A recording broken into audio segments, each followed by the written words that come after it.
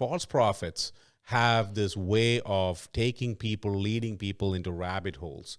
They go one by one behind different sensational events and sensational theories to keep the fleshly people always excited. That's right. Yeah, look at Jeremiah if you can.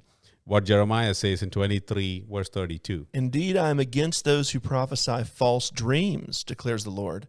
They tell them and lead my people astray with their reckless lies. Yes. Yet I did not send to appoint them. They do not benefit these people in the least, declares the Lord. See, God says these false prophets don't benefit because the true prophecy, the purpose of true prophecy is edification and advancement of church. That's right. Okay? And not just getting people into rabbit holes.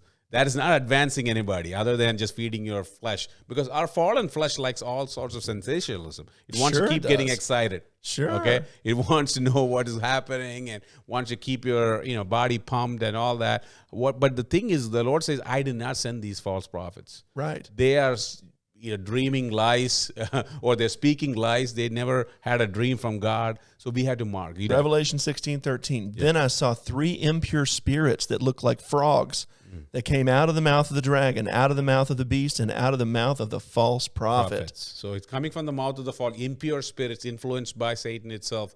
And they're spewing out lies and reckless arrogance. That's another trait. The next trait the false prophet have is arrogance. Right. They're very arrogant with their prophecy. They'll say, we are going to do this, we're going to do that. They're just too prideful and insolent. And be careful, because this is a whole other level of pride. Yeah. You use the word insolent. Insolent.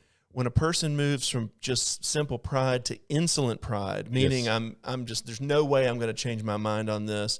There's no way I'm going to change my behavior on this. I've just put my feet in, and I this is who I am. Absolutely. Their attitudes, their appearances are very arrogant. It will be very clear to you when false prophets not only prophesy recklessly, they also are very arrogant. Their appearance is very prideful. That's why Matthew 7:15, Jesus says that.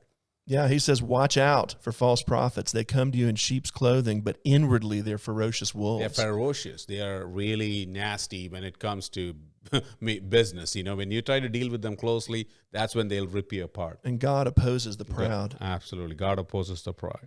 And then let's look at also 2 Timothy 3, 5 through 7, where we look at the next trait of the false prophet. Here, the people are having a form of godliness but denying its power. Right. And Paul writes, have nothing to do with such people. So listen, they have a form of godliness. So that's the next thing that you need to spot a false prophet with. That they will look religious. They are in the church. They look just like anyone else. Yeah. They have a form of godliness, but they are not submitted to the authority of Christ. I think that's key. Yeah. If a false prophet cannot really submit to Jesus. Yeah. They're not submitted. They're just there for the ego, the pride, the prestige. They're there. They want titles. They want to be called a prophet or apostle or whatever. Right. They're more concerned about that rather than being really submitted to the Spirit of God itself. And it comes down to this question. Is there love? Yeah. There won't be love with the false prophet because it's empowered by evil. Absolutely. So I just want to recap this. So they would be after money. They would lead people to conspiracy theories and idolatry. When Michael said earlier, false prophets lead people to idolatry. What we're talking about, Michael, is really all sorts of idols, right? Whether it's politics, whether it's money, whether it could be anything that can lead your focus away from Christ. That's right. Yeah. And so what do? We should not, we as the people of God, we as the sons of God, should not allow this to go rampant. Okay?